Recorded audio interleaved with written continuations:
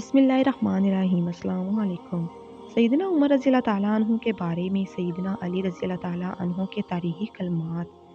سیدنا عبداللہ بن عباس رضی اللہ تعالیٰ عنہ فرماتے ہیں، سیدنا عمر رضی اللہ تعالیٰ عنہ کا جنازہ اٹھا تو جم غفیر نے گھیر لیا، کسی نے میرا کندھا پکڑ لیا، مڑ کر دیکھا تو علی رضی اللہ تعالیٰ عنہ تھے جو کہہ رہے تھے، عمر تمہارے بعد کوئی ایسا نہیں جس جیسے عمل کرتے ہوئے میں اللہ سے ملنے کی تمنا کروں۔